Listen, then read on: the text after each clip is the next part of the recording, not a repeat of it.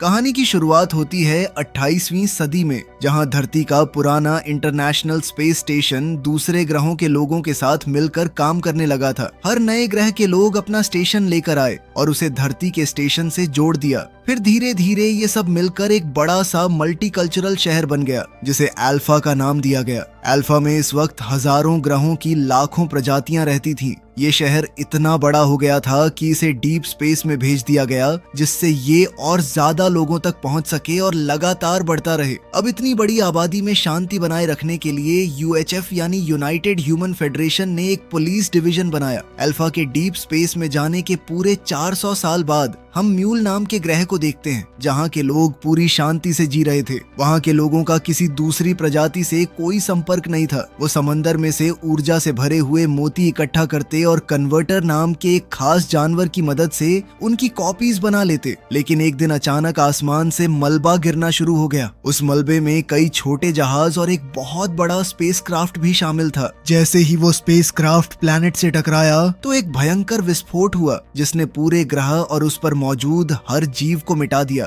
खुशकिस्मती से उनकी ट्राइब के लीडर और कुछ बाकी लोग एक जहाज के अंदर छुपने में कामयाब रहे, लेकिन दरवाजा बंद करते वक्त ताला टूट गया और राजकुमारी लिम बाहर ही रह गई। जब उसके आसपास पूरा ग्रह तबाह हो रहा था, तब विस्फोट की चपेट में आने से पहले उसने अपनी आत्मा को ऊर्जा की एक लहर के रूप में छोड़ दिया। उसकी आखिरी उम्मीद थी कि उनका संदेश किसी तक पहुंच जाए। अब ये ऊर्जा की लहर यूएचएफ के मेजर वलीरियन तक पहुंच गई।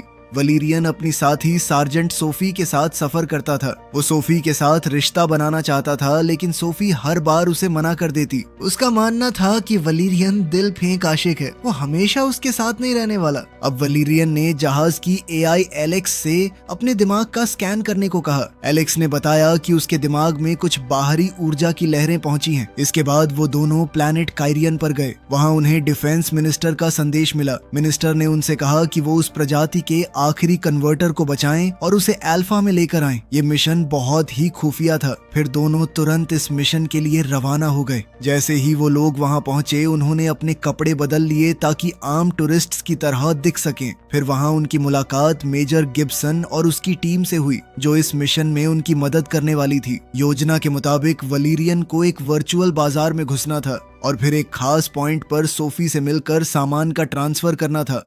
ये पूरा बाजार एक अलग डायमेंशन में मौजूद था और वहां तक पहुंचने के लिए वलीरियन को खास गॉगल्स और हेलमेट पहनना पड़ा। फिर अंदर पहुंचते ही उसने नियम तोड़ दिए और उस हिस्से में घुस गया जहां इंसानों का जाना मना था। वहां उसकी मुलाकात सार्जेंट कूपर से हुई। कूपर ने उसे एक खास चश्मा दिया जो हेलमेट की जगह काम करता था, जिसकी मदद से वो एक और डायमेंशन तक पहुंच सकता था। उसने वलीरियन को एक बंदूक और उसे चलाने के लिए एक क्यूब भी दिया। साथ ही उसके शरीर का स्कैन करके उसे अदृश्य बना दिया। अब बिना किसी की नजर में आए वलीरियन एक रहस्यमयी दुकान तक पहुंच गया। वहां आइगॉन कन्वर्टर को बेचने की कोशिश कर रहा था। खरीदने वाले वही एलियन थे जिन्हें वलीरियन ने अपने सपने में देखा था। बदले में वो उसे खास ऊर्जा वाले मोती देने वाले थे, लेकिन आइगॉन लालच में आ गया और ज्यादा मोती मांगने लगा। दोनों तरफ के लोग किसी समझौते पर नहीं पहुंच पाए और अचानक वहां मौजूद सभी लोगों ने एक दूसरे पर हथियार तान दिए। उसी समय वलेरियन ने भी अपनी गन निकाल ली। इसी के साथ वो सबके सामने आ गया। वहीं दूसरी ओर सोफी और बाकी टीम बाजार को घेरने वाली दीवार के पीछे पहुंच चुकी थी। उन्होंने वॉच टावर में खड़े गार्ड को एक खास गन से निशाना बनाया। उस गन की मदद से वो गार्ड की हर हरकत को कंट्रोल कर सकते थे। फिर उन्होंने दीवार में एक सुराख बनाया ताकि सोफी उसके पार जा सके। फिर सोफी सीधे ड्रॉप पॉइंट तक पहुंची। वहां उसने एक खास बॉक्स एक्टिवेट किया जो उसके पास होने के बावजूद दूसरे डायमेंशन में आइगन के सामने आ गया और जैसे ही उसने कन्वर्टर बॉक्स के अंदर रखा, सोफी ने उसे तुरंत डीएक्टिवेट कर दिया। बॉक्स तुरंत उसके पास वापस आ गया और वो उसे वैन में ले गई, लेकिन वलीरियन अभी भी वहीं रुक गया। वो खास मोती को भी साथ ले जाना चाहता था। उसने चुपचाप निकलने की कोशिश की, लेकिन उसका हवा में तैरता हुआ हाथ गार्ड्स के एलियन कुत्ते की नजर में आ गया और कुत्ता तुरंत उस पर झपटा और देखते ही देखते वहां गोलीबारी शुरू हो गई। सोफी ने समझ लिया था कि वलीरियन मुसीबत में फंस गया है, इसलिए उसने तुरंत टीम को खबर दी। फिर टीम ने कूपर को मदद के लिए भेजा, लेकिन कुछ ही देर में वो भी उस एलियन कुत्ते के हमले का शिकार बन गया। अदृश्य होने की वजह से वलीरियन दुकान से निकलने में सफल हो गया, लेकिन बॉक्स पैड टूट चुका था, इसलिए वो उस डायमेंशन से बाहर नहीं निकल पा रहा था। तभी एक गार्ड ने उसे मार्केट में घूमते देख लिया और उसके पीछे पड़ गया।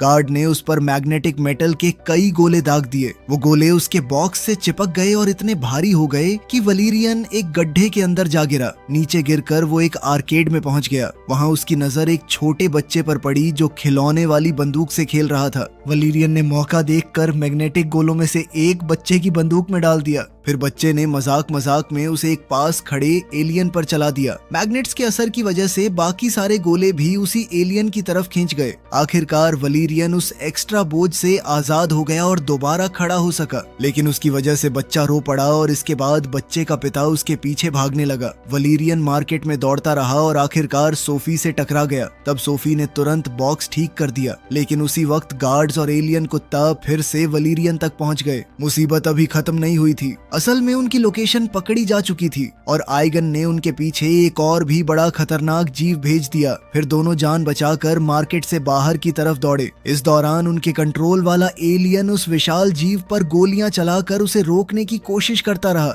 आखिर में सब लोग अपनी गाड़ी तक पहुंच गए, लेकिन वो दानव बहुत तेज था और कुछ ही पलों में उनके पास आ गया। उसने सीधा उनकी वैन पर छलांग लगा दी। फिर पूरी टीम ने उस पर गोलियां बरसाई, लेकिन कोई असर नहीं हुआ। तब वलीरियन ने एलेक्स से संपर्क किया और एआई को उनका स्पेसशिप बुलाने का हुक्म दिया। जैसे ही जहाज पास आया, वलीरियन और सोफी खिड़की से बाहर कूदकर सुरक्षित तरीके से उसमें सवार हो गए, मगर वो दानव भी उनके पीछे जहाज पर चढ़ गया। लेकिन फिर जैसे ही स्पेसशिप ने रफ्तार पकड़ी और एक्सोस्पेस से बाहर निकला तो दानव संतुलन खो बैठा और नीचे गिर गया। उधर सोफी ने कन्वर्टर को एक ट्रीटमेंट कैप्सूल के अंदर सुरक्षित रख दिया था। इसके बाद वलीरियन ने एलेक्स से उस खास मोती की जांच करने को कहा। जांच में पता चला कि उस मोती के अंदर बेपनाह ऊर्जा छुपी हुई थी, लेकिन जब उसने सिस्टम में उस ग्रह की जानकारी देखनी चाहिए तो उस पर रिस्ट्रिक्टेड एक्सेस दिखाया गया, यानी उस ग्रह से जुड़ी जानकारी छुपा कर रखी गई थी। फिर कुछ देर बाद सोफी भी डेक पर आ गई। अब वलीरियन ने एक बार फिर शादी का प्रस्ताव रखा,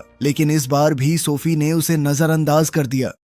इसके बाद दोनों अल्फा पहुंच गए, जहां कन्वर्टर साथ लाने की वजह से उन्हें वीआईपी एक्सेस दिया गया। वहां उनकी मुलाकात जनरल ऑक्टोबार से हुई। जनरल ने उन्हें स्टेशन के बीच में मौजूद एक रेडियो एक्टिव जोन के बारे में बताया। वहां जांच के लिए ड्रोन्स और खास सैनिकों को भेजा गया था, लेकिन जो भी उस जोन में गया वो कभी वापस लौट कर नहीं आया। असल में ये रेडियो एक्टिव इलाका हर दिन और ज्यादा फैल रहा था। अगर उसे जल्दी नहीं रोका गया तो पूरा स्टेशन उसकी लपेट में आ सकता था। इसी दौरान कमांडर अरुण अपनी केट्रॉन्स ड्रॉइड की सेना के साथ वहां पहुंच गया। उसे सिक्योरिटी काउंसिल की एक खास मीटिंग में जाना था और वो अपनी ड्रॉइड सेना को भी साथ ले जाने वाला था, लेकिन तभी डिफेंस मिनिस्टर का कॉल आया। मिनिस्टर ने अरुण को वलीरियन और सोफी को बॉडीगार्ड के रूप में साथ ले जाने का हुक्म दिया। खैर, मीटिंग के लिए निकलने से पहले अरुण एक कैदी को देखने गया। वो कैदी प्लैनेट म्यूल का एक एलियन था, जिस पर जानकारी निकालने के लिए बुरी तरह अत्याचार किया जा रहा था, लेकिन इतने दिनों बाद भी उसने कुछ नहीं बताया।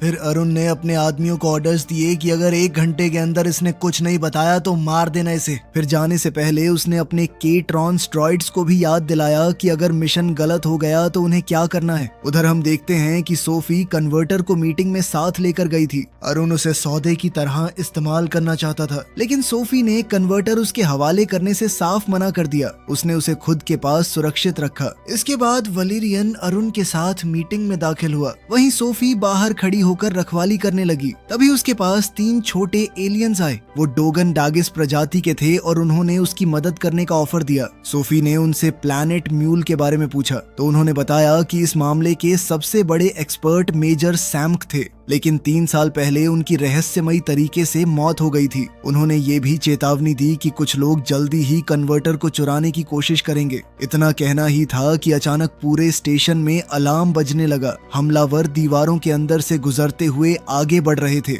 ना ही सिक्योरिटी काउंसिल उन्हें देख पा रही थी और ना ही स्टेशन की एआई सिस्टम्स। फिर कमांड रूम के ऑफिसर्स जब वहां से निकलने लगे तब उन्हें पता चला कि बिजली बंद हो चुकी है, साथ ही सारे रास्ते भी लॉक कर दिए गए थे। तभी सोफी तुरंत वलीरियन के पास पहुंची और दोनों मिलकर कमांडर को सुरक्षित बाहर निकालने की कोशिश करने लगे। लेकिन अचानक दीवार में जोरदार विस्फोट हुआ। अब म्यूल प्लैनेट के कई सारे एलियंस अंदर घुस आए और उन्होंने सब पर एक चिपचिपा लिक्विड छोड़ना शुरू कर दिया। वो लिक्विड पल भर में लोगों को ककून के अंदर कैद कर देता था। जैसे ही वलीरियन ने देखा तो उसने ककून में फंसने से पहले एक छोटा कैप्सूल अपने मुंह में डाल लिया। फिर कुछ ही देर में वो भी चिपचिपे ककून के अंदर कैद हो गया। मगर म्यूल के एलियंस अरुण को ककून समेत लेकर वहां से चले गए। उनके जाने के बाद वलीरियन के मुंह में छुपे कैप्सूल में से एक मकड़ी जैसा छोटा ड्रॉइड बाहर निकला और ड्रॉइड ने कोकून को काट दिया। इस तरह वलीरियन होश में आया और अपनी कैद से बाहर निकलने में कामयाब हो गया। इसके बाद वलीरियन ने सोफी को भी कोकून से आजाद कर दिया। उसने अपना चाकू सोफी को दे दिया ताकि वो बाकी लोगों को आजाद कर सके,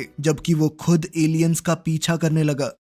उधर कमांड रूम की बिजली वापस आ गई थी। सोफी ने स्क्रीन पर अरुण और उसके किडनैपर्स की लोकेशन ट्रैक कर ली और फिर वो कम्युनिकेटर के जरिए लगातार वलीरियन को रास्ता बताती रही। उन तक जल्दी पहुंचने का सिर्फ एक ही तरीका था, बीच की दीवार तोड़कर सीधा आगे बढ़ना। इसलिए वलीरियन ने अपने सूट की मदद से दीवार तोड़ दी और अंदर घुस गया। इसके बाद वो अल्फा स्पेस स्टेशन के अलग अलग हिस्सों से गुजर रहा था। कहीं रेगिस्तान था, कहीं जंगल, तो कहीं बिल्कुल अलग दुनिया जैसा माहौल। आखिरकार एलेक्स भी अपना स्पेसशिप लेकर उसके पास पहुंच गई। तब तक एलियंस भी एक एयरक्राफ्ट में सवार हो चुके थे। उसी पल एक तेज रफ्तार चेस शुरू हो गई। इधर वलीरियन ने उनके जहाज पर गोलीबारी शुरू कर दी, लेकिन दुश्मन का स्पेसक्राफ्ट अचानक सैकड़ों छोटे छोटे जहाजों में बंट गया। वलीरियन ने उस जहाज का पीछा किया जिसमें उसे लगा कि अरुण मौजूद है, लेकिन उसका स्पेसक्राफ्ट बहुत बड़ा था। वो उन तंग और टेढ़े मेढ़े रास्तों में दुश्मन का पीछा नहीं कर सकता था। इसलिए उसने स्काई जेट का इस्तेमाल करने का फैसला किया। उसने हुक की मदद से दुश्मन के जहाज को पकड़ लिया। अब जहाज जहां भी जाता वलीरियन उसके साथ खींचता चला जाता, लेकिन इस वजह से उसका कंट्रोल खत्म हो गया था। तभी दुश्मन उसे घसीटते हुए डेड जोन के अंदर ले गया। जैसे ही वो वहां पहुंचा, सोफी का उससे हर तरह का संपर्क टूट गया। सोफी तुरंत उसे बचाने जाना चाहती थी, लेकिन जनरल ऑक्टोबार ने उसे रोक दिया। उसने अपने सैनिकों को आदेश दिया कि सोफी को हिरासत में ले लिया जाए, लेकिन ले जाने से पहले सोफी ने जनरल के मन में एक सवाल पैदा कर दिया। अगर प्लैनेट म्यूल तबाह हो चुका था तो उसके एलियंस यहाँ कैसे मौजूद थे, और अगर वो इतने बुरे थे तो उन्होंने सिक्योरिटी काउंसिल के सभी लोगों को जिंदा क्यों छोड़ा। कहीं ना कहीं कोई सच छुपाया जा रहा था। फिर जैसे ही सोफी नजरों से दूर हुई तो जनरल बार ने डेटाबेस में प्लैनेट म्यूल की फाइल खोलने की कोशिश की, लेकिन हैरानी की बात ये थी कि उसके पास भी इस जानकारी को देखने की इजाजत नहीं थी। उधर सोफी को ले जा रहे गार्ड्स के साथ उसने चालाकी करने की सोची। उसने कहा कि सुरक्षा के लिए उसे हथकड़ी लगा देनी चाहिए। फिर जैसे ही गार्ड्स उसके करीब आए, सोफी ने उन्हें पकड़ लिया और कुछ ही पलों में दोनों गार्ड्स बेहोश जमीन पर पड़े थे। अब आजाद होते ही वो डोगान डगीज के पास पहुंची। उसने उनसे वलीरियन की एग्जैक्ट लोकेशन तक ले चलने को कहा। फिर वो चारों मिलकर बॉब नाम के आदमी से मिलने गए। बॉब उनकी मदद करने वाला था, लेकिन उसके लिए पहले उन्हें एक बहुत खास जीव पकड़ना था जिसका नाम है कॉर्टेक्स जेलीफिश। फिर सोफी बॉब की सबमरीन में सवार हो गई और सबमरीन उसे गहरे पानी के अंदर ले गई। वहां वो ब्रोमोसॉर्स नाम के विशाल जानवरों की तलाश करने लगे। ये बड़े बड़े प्राणी अपनी पीठ पर कॉर्टेक्स जेलीफिश को लेकर घूमते थे। खैर, फिर बॉब ने सबमरीन के खास पंजों का इस्तेमाल करके ब्रोमोसॉर की पीठ से जेलीफिश निकालने की कोशिश की, लेकिन जेलीफिश को निकालना इतना आसान नहीं था और काफी जोर लगाना पड़ा। इस वजह से ब्रोमोसॉर्स गुस्से में आ गए। उसी पल 3 ब्रोमोसॉर्स पानी के अंदर उनका पीछा करने लगे, लेकिन खुशकिस्मती से सबमरीन काफी तेज थी और एक तंग रास्ते से गुजरते हुए उन्होंने उनसे पीछा छुड़ा लिया। फिर जमीन पर वापस आने के बाद डोगन डगेस ने सोफी को बताया कि उसे जेलीफिश अपने सिर पर रखनी होगी और वो उसे अपनी मंजिल दिखाएगी, लेकिन उसे 1 मिनट से ज्यादा ऐसा नहीं करना था, वरना जेलीफिश उसकी यादें खाना शुरू कर देगी। तब सोफी ने उनकी बात मानी और अपनी हद से आगे बढ़कर वो 1 मिनट 10 सेकंड तक जेलीफिश के नीचे रही। आखिरकार उसने वलीरियन की लोकेशन देख ली। उसके सामने एक बोर्ड नजर आया जिस पर लिखा था L630E। तब डोगान डगेस ने तुरंत पहचान लिया कि इसका मतलब लेवल 630 ईस्ट था। फिर सोफी अपने साथी को बचाने के लिए तुरंत निकल पड़ी, लेकिन इसी दौरान डोगन डगीस जनरल बार के पास गए और उसे अरुण के छुपाए हुए एलियन कैदी के बारे में बता दिया। ये सच जानकर जनरल बार ने तुरंत पूछताछ में शामिल सभी लोगों को गिरफ्तार कर लिया और म्यूल एलियन की मदद करने की कोशिश की, लेकिन एलियन ने मरने से पहले एक संदेश देने के लिए अपना शरीर फाड़ दिया, बिल्कुल वैसे ही जैसा राजकुमारी ने किया था। उसने कमांडर को बताया कि हम लोग मजबूरी में हमला कर रहे हैं, हमारी एक चीज है तुम्हारे पास। इसके बाद जब सार्जेंट नेजा ने एलियन का डीएनए डेटाबेस में चेक किया तो हैरानी की बात यह थी कि उस प्रजाति का कोई रिकॉर्ड मौजूद ही नहीं था। इसका मतलब या तो वो लोग कभी मौजूद थे ही नहीं या फिर किसी ने जानबूझकर उनके सारे रिकॉर्ड्स मिटा दिए थे। वहीं दूसरी ओर सोफी लेवल 630 ईस्ट पहुंच गई थी। वहां की पथरीली जगह से गुजरते हुए उसने वलेरियन को जमीन पर बेहोश पड़ा देखा। तब उसने खास दवा का इस्तेमाल करके वलेरियन को होश में लाया। उसके होश में आते ही दोनों के बीच एक प्यारी नोक-झोंक शुरू हो गई। खैर, जब वलेरियन अपना जहाज ठीक कर रहा था तब सोफी तितलियों को देखकर अपना मन बहला रही थी, लेकिन उसे पता नहीं था कि सारी तितलियां असली नहीं थीं, बल्कि कुछ तितलियां सिर्फ चारा थीं। उसने जैसे ही एक तितली को छुआ वो अचानक हवा में खींच ली गई। असल में उसे प्लैनेट गोरा की बुलान बथॉर्स नाम की ट्राइब ने पकड़ लिया था और वो उसे अपने बंदी इलाके में ले गए। उधर वलेरियन ने भी जानबूझकर एक तितली को छुआ ताकि वो भी उस जगह पहुंच सके, लेकिन खींच कर लाए जाने के बाद उसने अपने दुश्मन पर गोली चला दी और एक दीवार के पीछे छुप गया। फिर वहीं से उसने दोबारा एलेक्स से संपर्क बना लिया। फिर एआई ने उसे बताया कि बिना किसी डिप्लोमेटिक दिक्कत के अंदर घुसने का एक ही तरीका था, एक ग्लैमोपॉड ढूंढना। अब वलेरियन डेड जोन से बाहर आ चुका था तो यूएचएफ उसकी लोकेशन दोबारा ट्रैक कर पा रहा था। गार्ड्स को ऑर्डर दिया गया था कि उसे नुकसान न पहुंचाया जाए, सिर्फ ढूंढ कर मदद की जाए। इसी का फायदा उठाते हुए वलेरियन ने एक ऑफिसर को धमकाया, उससे एक खास इनविजिबल गन छीन ली और उसे बेहोश करके पैराडाइज एली में घुस गया। वहां सड़क पर कई इंसानी कॉल गर्ल्स अपनी सेवाएं दे रही थी, लेकिन वलेरियन सीधा एक खास क्लब में गया और वहां के मालिक जॉली से एक ग्लैमोपॉड मांगा। ग्लैमोपॉड एक ऐसी एलियन प्रजाति थी जो अपना रूप बार बार बदल सकती थी। फिर जॉली उसे बबल का शो दिखाने ले गया। बबल डांस करते वक्त बार बार अपना चेहरा और पूरा रूप बदल रही थी। शो खत्म होते ही वलेरियन ने अपनी गन निकाली, जॉली को बेहोश कर दिया और बबल से एक डील की। असल में बबल एक इलीगल इमिग्रेंट थी। वलेरियन ने वादा किया कि अगर वो सोफी को ढूंढने में मदद करेगी तो वो उसे लीगल पास और क्लब से आजादी दिलवा देगा। इस पर बबल मान गई। उसने वलेरियन को अपने जेली जैसे शरीर के अंदर छुपा लिया और खुद जॉली का रूप धारण कर लिया। इसी चाल से दोनों क्लब से बाहर निकल गए। फिर सोफी तक पहुंचने के लिए बबल ने फिर से अपना रूप बदला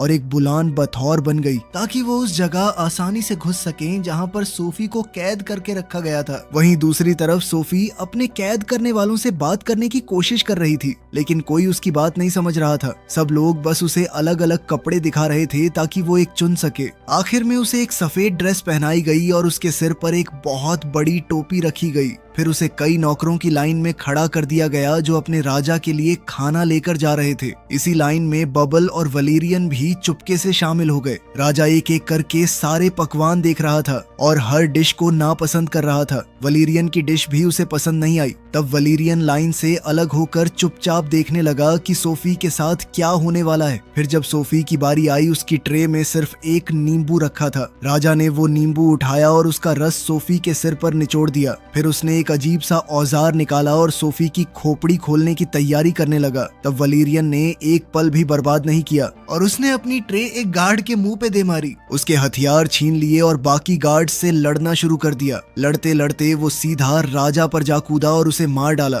आखिरकार सोफी आजाद हो गई थी। उसने भी एक मरे हुए गार्ड की तलवार उठा ली और अब सोफी, बबल और वलेरियन तीनों मिलकर गार्ड से लड़ने लगे। लेकिन दुश्मन तो खत्म होने का नाम ही नहीं ले रहे थे। नए गार्ड्स लगातार आते जा रहे थे और लड़ाई और भी ज्यादा खतरनाक होती जा रही थी। तभी वलेरियन ने तुरंत एक प्लान बनाया। उसने सोफी का हाथ पकड़ा और ऐसा दिखाया जैसे वो सीधा दुश्मनों पर हमला करने वाला हो। लेकिन अगले ही पल वो दोनों बबल के साथ एक गड्ढे में कूद गए और नीचे एक नए इलाके में जा पहुंचे। वहीं दूसरी तरफ कमांड रूम में जनरल बार डिफेंस मिनिस्टर से बात कर रहा था। उसने अरुण की खास फाइल्स देखने की मांग की। मिनिस्टर पहले हिचकिचाया, लेकिन आखिरकार उसने इजाजत दे दी। फाइल्स में लिखा था कि प्लैनेट म्यूल जंग के दौरान एक एक्सीडेंट में तबाह हो गया था और वहां कोई आबादी नहीं थी। लेकिन जनरल बार तुरंत समझ गया कि ये झूठ था। जब उसने ये जानने की कोशिश की कि उस ऑपरेशन का जिम्मेदार कौन था तो उसे पता चला कि वो जानकारी भी राज थी। एक और चीज उसे परेशान कर रही थी। अरुण के केट्रॉन्स रोबोट्स हर वक्त आसपास मौजूद रहते थे। उन्हें अरुण ने खुद प्रोग्राम किया था और उन्हें हटाने का कंट्रोल भी सिर्फ उसके पास था। इधर वलीरियन और सोफी एक बहुत बड़े कचरे के कंटेनर में जा गिरे थे। वहाँ उन्हें पता चला कि लड़ाई के दौरान बबल बुरी तरह जख्मी हो चुकी थी। अपनी आखिरी सांसों में बबल ने वलीरियन से सिर्फ एक बात कही। उसने कहा कि वो सोफी का हमेशा ख्याल रखे। इतना कहकर उसका शरीर धीरे धीरे धूल में बदल गया। बबल की मौत से उदास होकर वलीरियन और सोफी आगे बढ़ने लगे। वलीरियन दावा कर रहा था कि उसे पता है वो कहाँ जा रहा है। फिर रास्ते में उसने एक सच बताया। उसने कहा कि राजकुमारी लिम की आत्मा शुरू से उसके अंदर मौजूद थी और वही उसे रास्ता दिखा रही थी। आखिरकार चलते चलते दोनों डेड जोन के अंदर पहुंच गए। हैरानी की बात ये थी कि उनके साथ कुछ भी बुरा नहीं हुआ, ना कोई रेडिएशन थी ना कोई बीमारी। तब उन्हें समझ आया कि डेड जोन का खतरा शुरू से ही एक झूठ था। अब वलेरियन को यकीन हो गया कि अरुण असल सच जानता था। फिर थोड़ी देर बाद वो एक चमकती हुई दीवार तक पहुंचे। उस चमकती दीवार के पीछे वही लोग मौजूद थे जिनकी वो तलाश कर रहे थे।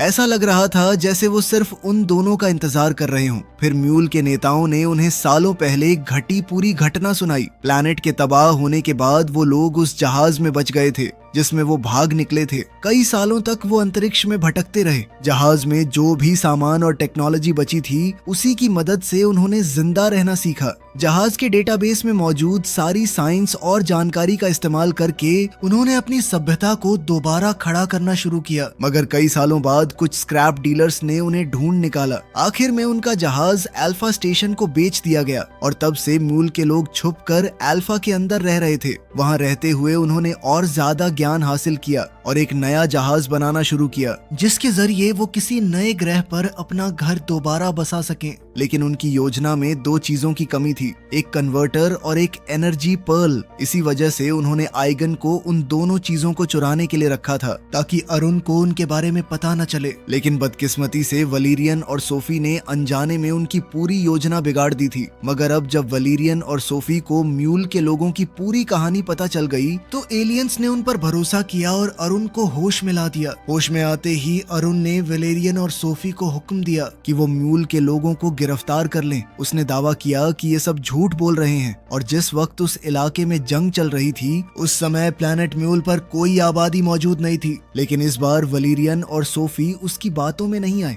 दरअसल वो पहले ही समझ चुके थे कि असल में हुआ क्या था। सच तो ये था कि उस दिन अरुण ही ऑपरेशन का कमांडर था। उसने बिना परवाह किए मिसाइल्स लॉन्च करने का ऑर्डर दे दिया जबकि वो जानता था कि वहाँ पर लोग हैं। फिर बाद में अपना जुर्म छुपाने के लिए उसने सारे सबूत मिटा दिए। इसी सच को छुपाने के लिए उसने मेजर सैम्क का कत्ल करवाया था। आखिरकार अरुण ने सच कबूल कर लिया। उसने माना कि ये सब उसने किया था। उसका कहना था कि अगर सच बाहर आ जाता तो अल्फा में इंसानों की इज्जत और ताकत दोनों खत्म हो जाती। लेकिन वलीरियन ने उसकी बात सुनने के बजाय सीधा उसके मुंह पर मुक्का दे मारा। फिर उसने अपने पास मौजूद वो एनर्जी पर्ल म्यूल के लोगों को दे दी। सोफी भी उन्हें कन्वर्टर देना चाहती थी। पहले तो वलीरियन ने विरोध किया और याद दिलाया कि कन्वर्टर सरकारी संपत्ति है। लेकिन फिर सोफी ने उससे कहा कि इसी वजह से वो उससे शादी नहीं करना चाहती क्योंकि वो प्यार और इंसानियत की असली अहमियत नहीं समझता। ये बात सुनकर वलीरियन ने अपनी सोच बदल ली और कन्वर्टर भी म्यूल के लोगों को दे दिया।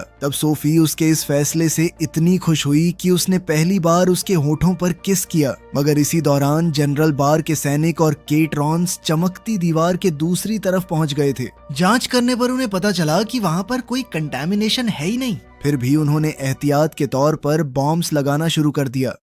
इधर म्यूल के नेता ने एनर्जी पर्ल को कन्वर्टर को खिला दिया था। आखिरकार उनके पास वो ऊर्जा आ गई जिसकी उन्हें सालों से जरूरत थी। उसी पल नए जहाज का सिस्टम एक्टिवेट हो गया। फिर कुछ ही पलों में एक विशाल होलोग्राम उभर कर आया जो उनके पुराने ग्रह म्यूल की तस्वीर दिखा रहा था। अब उनका मिशन पूरा हो चुका था। राजकुमारी लिम की आत्मा भी आखिर सुकून पा सकती थी। तब म्यूल के लोगों ने उसकी आत्मा को वलेरियन के शरीर से अलग कर दिया। वहीं बाहर सैनिकों के आने की खबर मिलते ही कुछ म्यूल एलियंस दीवार पार करके उनके पास गए। उन्होंने बहुत शांति और नरमी से बात की ताकि सबको समझ आ सके कि उनका किसी को नुकसान पहुंचाने का इरादा नहीं था। ये सब देखकर जनरल बार को भी सच पर और ज्यादा यकीन हो गया। उसी वक्त वलीरियन और सोफी ने उससे संपर्क किया और पूरी कहानी बता दी। लेकिन बॉम्ब्स को रोकने और ऑपरेशन कैंसिल करने के लिए अब भी एक चीज जरूरी थी और वो थी अरुण की इजाजत। तब वलेरियन और सोफी अरुण को खींचकर अंदर लाए और उससे सच बुलवाने की कोशिश की,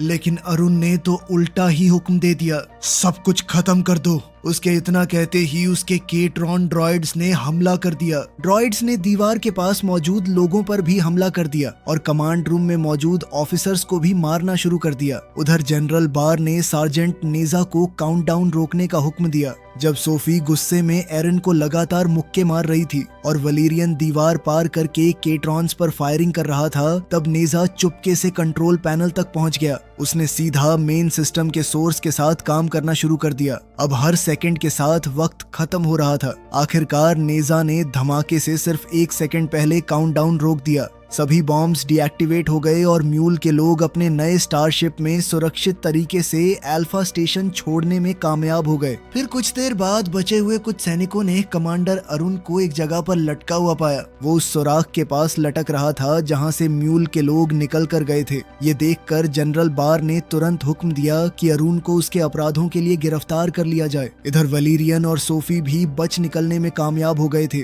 तब रेस्क्यू टीम का इंतजार करते हुए वलीरियन ने एक बार फिर सोफी से शादी का सवाल पूछा। इस बार सोफी ने उसे सीधा मना नहीं किया। उसने कहा शायद कर भी लूं। फिर उसने आगे बढ़ के वलेरियन को चूम लिया। तो चलो, हीरो को लड़की मिल गई, विलन भी पकड़ा गया। मिलते हैं अगली वीडियो में।